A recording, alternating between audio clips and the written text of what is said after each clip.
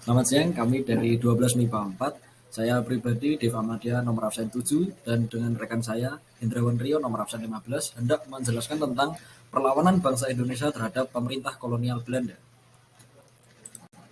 Nah, yang pertama latar belakang. Sebelum tahun 1800, bangsa Indonesia berjuang melawan penjajahan oleh VOC. Setelah tahun 1800, perjuangan bangsa kita menjadi melawan pihak kolonial Belanda sendiri. Munculnya perlawanan lokal di berbagai daerah sebagai besar diakibatkan oleh perilaku pihak kolonial yang sewenang-wenang dan sangat menyengsarakan. Selain itu, selama ada di Indonesia, Belanda seringkali ikut campur urusan internal kerajaan yang banyak membuat pemerintahan bangsa kita merasa terganggu. Perlawanan-perlawanan terhadap pemerintah kolonial Belanda di masing-masing daerah terdiri dari satu, perang Padri oleh Tuanku Imam Bonjol, kedua, perang Diponegoro oleh Pangeran Diponegoro, ada perlawanan Sultan Agung, perang di Aceh oleh tokoh-tokoh pahlawan Aceh, serta perlawanan Sultan Hasanuddin. Perang Padri 1821 sampai 1938. Mula-mula merupakan perang antara kaum adat dengan para ulama. Perang ini disebabkan oleh adanya perbedaan pendapat antara kaum ulama dengan kaum adat. Kaum ulama ingin memberantas kebiasaan buruk yang dilakukan kaum adat, seperti berjudi, menjabung ayam, dan mabuk. Karena tersiksa, kaum adat meminta bantuan kepada Belanda. Dan tetapi, kaum Padri menyadari maksud pihak Belanda untuk menguasai Sumatera Barat. Lalu, kaum adat dan Padri bersatu. Kemudian, Belanda meminta bantuan dari Pulau Jawa, yang diperkuat oleh pasukan Sentot Ali Basa Prawiro Dirjo.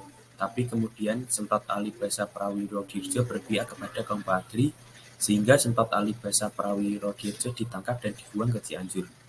Dengan siasat benteng Stelsel pada tahun 1837, Belanda mengepung Imam Bonjol sehingga Imam Bonjol ditangkap dan dibuang ke Cianjur, kemudian dipindahkan ke Manado hingga wafat pada tahun 1864. Yang kedua yaitu Perang Diponegoro sejak 1825 hingga 1830. Penyebab terjadinya Perang Diponegoro adalah satu, sebab umum, adanya penderitaan dan kesengsaraan rakyat akibat pajak, campur tangan Belanda dalam urusan istana, munculnya kecemasan di kalangan para ulama karena berkembangnya budaya barat. Sebab khususnya yaitu Belanda membuat jalan dari Tegalrejo yang melewati makam leluhur Diponegoro tanpa minta izin terlebih dahulu. Dalam perang ini Diponegoro menggunakan siasat perang gerilya yang didukung oleh kaum bangsawan dan ulama serta bupati, antara lain Kiai Mojo dan Sentot Ali Basa Prawiro Dirjo. Belanda menggunakan siasat benteng Stelsel dalam upaya mengalahkan Diponegoro. Pasukan Diponegoro semakin lemah terlebih lagi pada tahun 1829, Kiai Mojo dan Sentot Ali Basa memisahkan diri. Lemahnya pasukan Diponegoro menyebabkan Diponegoro menerima tawaran Belanda untuk berunding di Magelang. Dalam perundingan ini pihak Belanda diwakili oleh Jenderal de Kock, namun perundingan ini mengalami kegagalan dan Diponegoro ditangkap kemudian dibawa ke Batavia. Selanjutnya dipindahkan ke Manado, kemudian pindah lagi ke Makassar sampai meninggal di Benteng Rotterdam tanggal 8 Januari tahun 55. Yang ketiga adalah perlawanan Sultan Agung dari Mataram.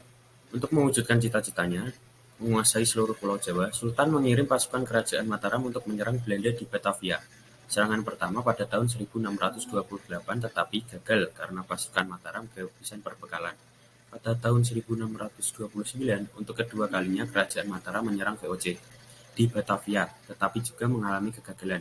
Perlawanan-perlawanan rakyat Mataram terhadap VOC terus berlanjut, antara lain perlawanan di bawah pimpinan Tronojoyo, perlawanan Untung Senopati, perlawanan Mangkubumi, dan Raden Mas Said.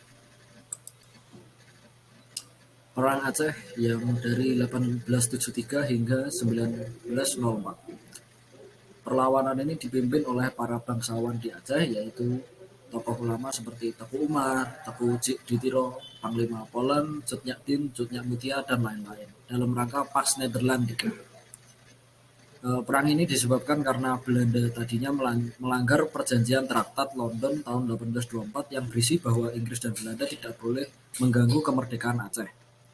Untuk menguasai Aceh, Belanda menggunakan cara seperti konsentiasi Stelsel dan mendatangkan ahli agama Islam yaitu Snot Zugroni. Pada akhirnya Aceh dapat dikuasai oleh Belanda. Kemudian raja-raja di daerah yang berhasil dikuasai oleh Belanda diikat dengan plakat pendek yang isinya yaitu 1. Mengakui kedaulatan Belanda atas daerahnya. 2. Tidak akan mengadakan hubungan dengan negara lain. 3. Taat dan patuh pada pemerintah Belanda.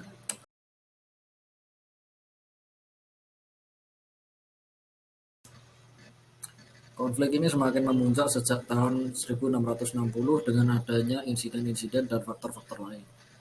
1. Pendudukan benteng Panakyong oleh VOC dirasakan sebagai ancaman terus-menerus terhadap Makassar. Peristiwa De Valvis pada tahun 1662, waktu meriam-meriamnya dan barang-barang muatannya disita oleh pasukan Karaeng Talo, sedang tuntutan VOC untuk mengembalikan ditolak.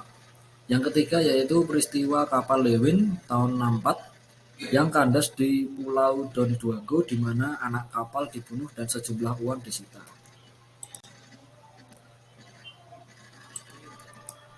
Saat menghadapi kemungkinan Pecahnya perang dengan Belanda, Sultan Hasanuddin pada tahun 1660 mengumpulkan semua bangsawan yang diminta bersumpah setia padanya dan membentuk pertahanan yang dibagi atas beberapa sektor, yaitu 1. Pasukan sebesar 3.000 orang di bawah pimpinan Daeng Tololo, saudara laki-laki Sultan sendiri, mempertahankan benteng. 2. Sultan Hasanuddin dan Karaeng Talo menjaga istana Sombapu. Yang ketiga, pertahanan daerah Portugis diserahkan kepada Karaeng Lengkese. 4. Karaeng Karongrung sebagai komandan benteng Ujung Pandan, yang mana wanita dan anak-anak itu diusingkan ke pedalaman, sedang yang laki-laki dikerahkan untuk mengangkat senjata dan mempertahankan kerajaan. Dikabarkan bahwa pasukan Makassar yang ditetapkan di tepi Sungai Kalaongkong ada sekitar 1.500 orang, sedang di benteng ada sampai 5 hingga 6.000 orang. jalannya perang Desember 1666 Juni sampai 1669. Angkatan Hasanuddin berangkat dari Batavia pada tanggal 24 November 1666 dan sampai di Pelabuhan Makassar pada 19 Desember. Berdasarkan instruksi dari Dewan VOC, di Batavia dikirim oleh Spelman utusan untuk menyampaikan surat kepada Karaeng Goa berisi tuntutan agar diberikan pergantian, dan pemenuhan tuntutan itu disertai ancaman bahwa sikap dendam akan dihadapi dengan kekerasan. Tuntutan itu ditolak oleh Sultan Hasanuddin. Dia hanya bersedia mengganti kerugian yang diderita oleh VOC. Kemudian Spelman menyuruh untuk melakukan pengeboman hanya untuk mengintimidasi. Ekspedisi bergerak ke arah Buntung. Perjalanan itu melampaui benteng dan diserang hingga hancur lebur. Dan para pemimpin pasukan yaitu Karaeng Botomanranu, Sultan Bima, dan Opu Janinglui, dan 55.000 pasukan. Tujuan ofensif pasukan VOC Bugis terarah kepada Galesong. Serangan pasukan POC Bugis disertai pertempuran sengit untuk merebut benteng di Galesong. Akhirnya berhasil memukul mundur pasukan Makassar, dan pada akhir Agustus 1667 suatu pertempuran besar terjadi pada tanggal 26 Oktober 1667, di mana Makassar mengalami kekalahan sehingga membuka jalan ke Somboapu dan istananya. Gencatan senjata selama 3 hari terjadi, dan pada akhirnya Karaeng Lengkese dan Karaeng Botosungu dengan kekuasaan dari Sultan Hasanuddin datang untuk berunding pada tanggal 13 November 1667. Adapun tuntutan yang diajukan oleh Spelman terdiri dari atas 26 butir.